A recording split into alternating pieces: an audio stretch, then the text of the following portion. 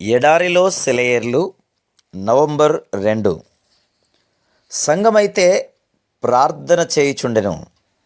అపోస్తల కార్యములు 12:5. ప్రార్థన మనలను దేవునితో కలిపే లింక్ వంటిది.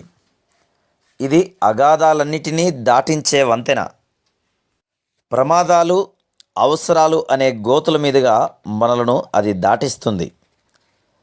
ఇక్కడ అపోస్తలుల కాలం నాటి సంఘం కళ్ళకు కట్టినట్టు కనిపిస్తోంది. పేతురు చెరసాలలో ఉన్నాడు. యూదులు విజయోత్సాహంతో ఉన్నారు. హేరోదు ఆ హతసాక్షుల వధాస్థలం దగ్గర అపోస్తలుడి రక్తం ఒలికించడానికి ఎప్పుడు తెల్లవారుతుందా అని ఎదురు చూస్తున్న మృగంలా ఉన్నాడు. అయితే దేవుని సన్నిధికి ప్రార్థన ఎడతెగక చేరుతూనే ఉంది. అప్పుడు జరిగిందేమిటి? చెరసాల తెరుచుకుంది. పేతురు విముక్తుడయ్యాడు. యూదులు తికమక పడ్డారు. దుష్టుడైన రాజు పురుగులు పడి చనిపోయాడు. దేవుని వాక్యం జయోత్సాహంతో ఉరుకలు వేసింది. మనకు ఉన్న ఈ దివ్య ఖడ్గానికి ఉన్న శక్తి మనకు తెలుసా? ఈ ఆయుధాన్ని విశ్వాసంతో మనకిచ్చిన అధికారంలో వాడడానికి మనకు సాహసం ఉన్నదా? దేవుడు మనలను పరిశుద్ధమైన ధైర్యంలోనూ దివ్య సాహసంలోనూ బాప్తిస్మం ఇస్తాడు.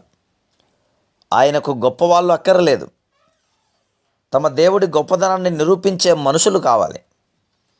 మీ ప్రార్థనల్లో అవిశ్వాసం వల్ల కానీ, ఆయన శక్తి ఎంతటిదో మనకు తెలుసునన్న భ్రమలో కానీ ఆయన్ను తక్కువగా అంచనా వేసి ఆయన ఇవ్వగలిగిన దానికి పరిధులను ఏర్పరుస్తున్నావేమో. మనం అడిగిన దానికంటే, ఆలోచించగలిగిన దానికంటే అతీతమైన వాటిని ఇస్తాడని ఎదురు చూడండి. నువ్వు ప్రార్థిస్తున్నప్పుడల్లా ముందుగా మౌన సముద్ర వహించి ఆయన మహిమలో ఆయన్ను ఆరాధించు. ఆయన ఏమేమి చేయగలడో ఊహించు. క్రీస్తు నామంలో ఆయనకెంత సంతోషమో అర్థం చేసుకో. శ్రేష్టమైన విషయాల కోసం ఎదురుచూడు. మన ప్రార్థనలే దేవుడి అవకాశాలు. నువ్వు దుఃఖంలో ఉన్నావా? ప్రార్థన నీ శ్రమలను మధురంగా, శక్తిపూరితంగా చేస్తుంది. ఉల్లాసంగా ఉన్నావా? నీ ఉల్లాసానికి ప్రార్థన ఉత్సాహ పరిమళాన్ని కలుపుతుంది. బయట నుంచో లోపల నుంచో శత్రువులు నిన్ను బెదిరిస్తున్నారా?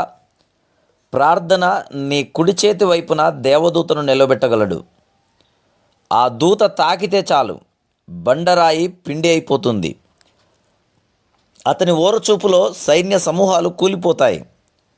దేవుడు ఏమేమి చేయగలడో అవన్నీ నీ ప్రార్థన నీకు చేయగలదు. నీకేం కావాలో అడుగు. పెనుగులాడే ప్రార్థన అద్భుతాలు చేయగలదు. లోతైన అగాధాల్లోంచి లేవనెత్తగలదు. ఇనుప తలుపుల గుండా, ఇత్తడి కిటికీల గుండా దూసుకుపోయేలా చేయగలదు. Praise the lord.